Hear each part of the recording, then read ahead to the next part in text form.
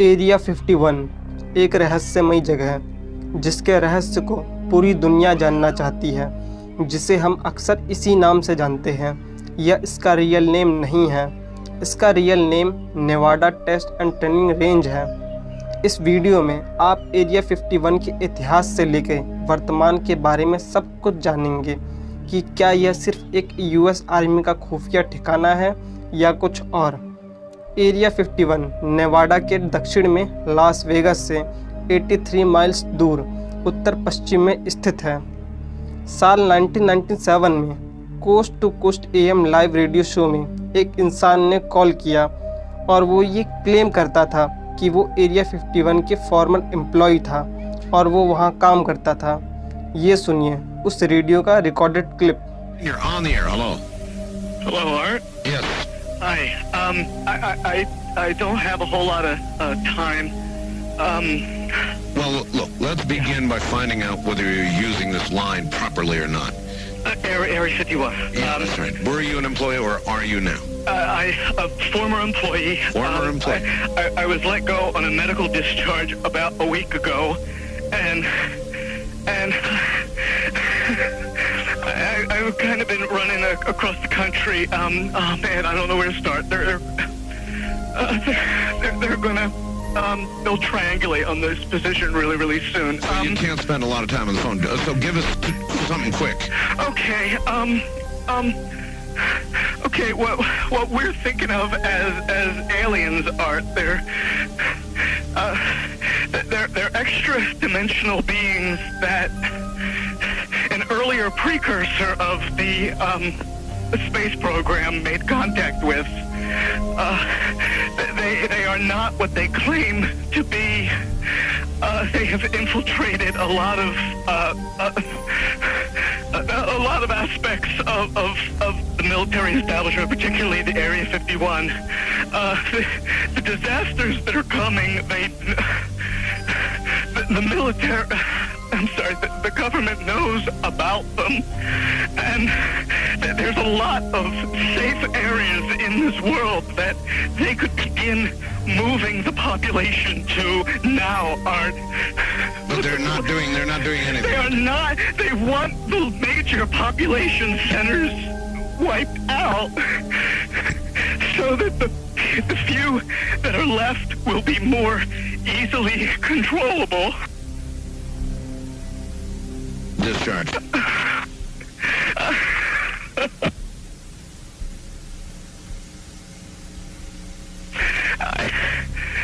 I started getting. Radio show पर live ही phone call cut हो जाता है और उस इंसान का क्या हुआ ये किसी को भी कुछ भी नहीं पता। क्या आपने उस व्यक्ति की बातों पर गौर किया? उसने एलियंस की बात कही। एरिया 51 से जुड़ा एक फैक्ट और ये है कि आज हम जो भी इमेजेस या वीडियोस देखते हैं एरिया 51 से जुड़ी हुई वो 50s और 60s के दशक की हैं। इसके बाद वो सब ज़मीन के नीचे चली गई और गुप्त तरीके से रिसर्च होने लगी, बिल्कुल गोपनीय तरीके से। तो जो आज हम इमेजेस और वीडियोस देखते हैं वो यूएस और रशिया के बीच कोल्ड वॉर के दौरान रूस के सैटेलाइट ने एरिया 51 के ऊपर आके फ़ोटो खींची थी।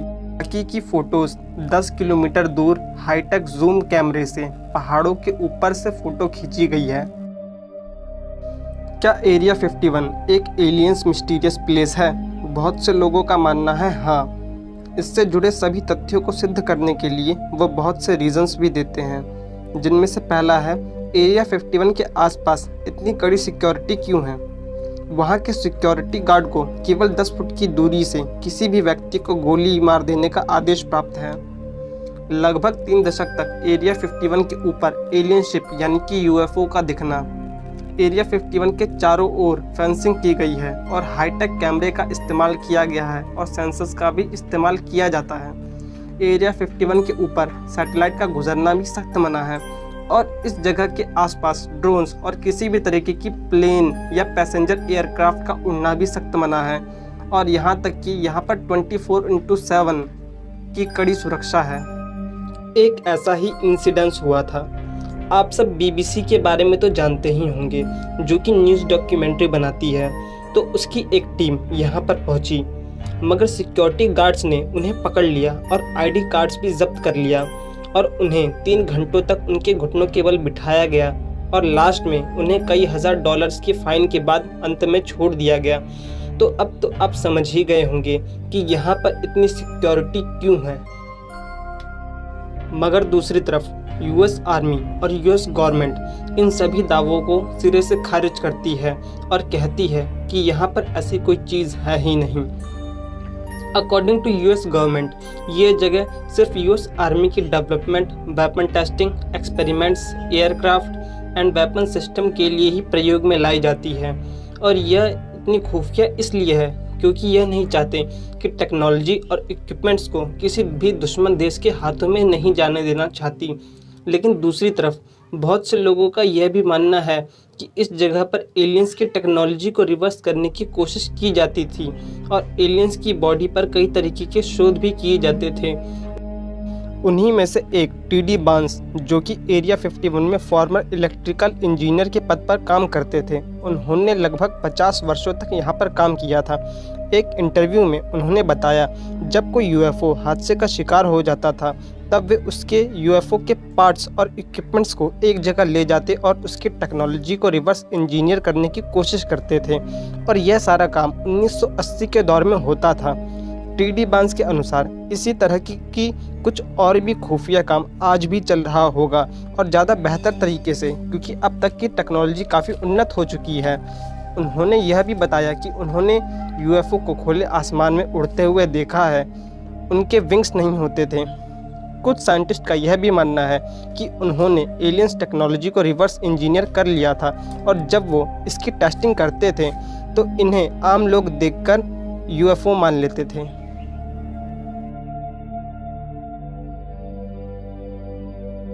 विश्व के इतिहास में एक महत्वपूर्ण दिन 14 जून 1947 रोजवेल, न्यू मैक्सिको। एक यूएफओ रोजवेल शहर की बाहरी सीमा पर दुर्घटना का शिकार हो गया। चश्मदीदों का कहना था कि वो एक उड़न तस्तरी है और उसके मलबे से जो लाशें मिली थी वो इस दुनिया के जीवों की तो बिल्कुल नहीं थी। जब यूएस गवर्नमेंट को इस बात का पता चला तो उन्होंने इस एरिया को अपने अंडर में ले लिया। कुछ ही दिनों में यह घटना रोजवेल के हादसे के नाम से फेमस हो गई पूरी दुनिया में। इसने लाखों लोगों का अपनी ओर ध्यान आकर्षित किया। यही वो घटना थी जिसकी वजह से अमेरिकी सरकार का यूएफओ में दिलचस्पी लेने लगी। इस घटना से प्राप्त मलबे और लाशों को यूएस आर्मी ने अपने कंट्रोल में ले लिया और उन पर शोध करने लगी। मगर जब यह बात मीडिया के माध्यम से लोगों के बीच में आग की तरह फैली तो इस घटना को महज एक गैस का गुब्बारा फट गया था उस जगह पर लोगों के सामने प्रदर्शित किया गया और इस घटना को दबा दिया गया। मगर सोचने वाली बात तो ये है कि अगर यह महज एक गैस का गुब्बारा अगर फटा था तो महीनों तक यूएस आर्मी ने रोजवेल शहर में गश्त क्यों किया और जिस स्थान पर हादसा हुआ था उस स्थान पर एक भी सबूत को नहीं छोड़ा गया था। यहाँ तक कि क्रैश लैंडिंग की जगह को भी समतल कर दिया गया था। अब प्रश्न यह उठता है कि दुर्घटना वाले स्थान पर जब मलबा और लाशें मिली थी तो उन्हें कहाँ पर ले जाया गया था। बहुत से लोगों का मानना है कि इन्हें एरिया 51 में लेकर जाया गया था, मगर यह बात सत्य नहीं है क्योंकि एरिया 51 1955 में अस्तित्व में आया था और यह घटना 1947 में घटित हुई थी। इन मलबों और लाशों को यूएसएफई यूनाइटेड स्टेट एयरफोर्स के बेस में यानी कि राइट पैटिसन एयरफोर्स बेस में लेकर जाया गया था और इसी स्थान पर इनकी शोध व जांच की गई थी। अगर यह बात सच है तो आज भी उस यूएफओ के पार्ट्स इस एयरफोर्स बेस में कहीं ना कहीं मौजूद होंगे और दावा तो ये भी किया जाता है कि राइट पैटिसन एयरफोर्स बेस में यूएफओ की टेक्नोलॉजी को कॉपी कर लिया गया था। इस घटना के बाद अमेरिकी वैज्ञानिकों को कुछ महत्वपूर्ण टॉपिक्स प्राप्त हुए जिन्हें आज हम जानते हैं, जैसे कि alien hidden place, weather control technology, reverse engineering of alien technology, telepathy, radio communication, anti gravity and anti matter. यह फेमस टॉपिक्स साइंटिस्ट के सामने आए जिन पर बहुत जोरों शोरों से काम किया जाने लगा। अर्ली 90s में रेडियो कम्युनिकेशन की तकनीक पर काफ़ी काम किया गया था और साथ ही साथ टेक्नोलॉजी के विस्तार पर भी काफ़ी काम किया गया था, जिसके परिणाम स्वरूप ब्लैक हॉक जैसे फेमस हेलीकॉप्टर और F-117 नाइट हॉक जैसे एयरक्राफ्ट शामिल थे जो कि बहुत ही आधुनिक तकनीक से विद्यमान थे। 1947 की रोजवेल की घटना के बाद यूनाइटेड स्टेट एयरफोर्स ने 1952 में प्रोजेक्ट साइन और प्रोजेक्ट ब्लू बुक की शुरुआत की थी। इन प्रोजेक्ट्स का काम अंतरिक्ष से आने वाली यूएफओ के बारे में जानकारी इकट्ठा करना और यूएफओस का वर्गीकरण करना था। 1969 तक 12,000 से ज़्यादा यूएफओ दिखने की घटनाओं का अध्ययन करने के बाद प्रोजेक्ट ब्लू बुक को दिसंबर 1969 में बंद कर दिया गया। 15 अगस्त 2013 एक अहम दिन विश्व के इतिहास में। फ्रीडम ऑफ इंफॉर्मेशन एक्ट के तहत पहली बार CIA ने एरिया 51 नामक जगह की एग्जिस्टेंस को स्वीकार किया था। वर्ष 2016 के अमेरिकी राष्ट्रपति चुनाव के दौरान राष्ट्रपति पद की उम्मीदवार हिलरी क्लिंटन ने वादा किया था कि अगर वह राष्ट्रपति का चुनाव जीतती हैं तो वह एरिया 51 से जुड़े सभी दस्तावेजों को आम जनता के लिए साधारण कर देंगी, मगर अफसोस ऐसा नहीं हुआ। अब हम बात करेंगे कुछ ऐसे लोगों की जो कि इस बात का दावा करते हैं कि उन्होंने एलियंस को देखा है और उनके साथ मिलकर काम किया है। Wave Mile.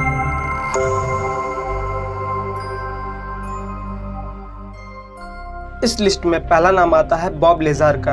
ही क्लेम्स कि वह पहले एरिया 51 में काम करता था S4 के डिपार्टमेंट में, और वह उस डिपार्टमेंट में एलियंस की विकल्प की स्टडी करता था कि वह कैसे काम करती है और कैसे उड़ती है। एलियंस यूएफओ को बिना फ्यूल के कैसे उड़ा देते हैं, वो इस बात की जांच करता था।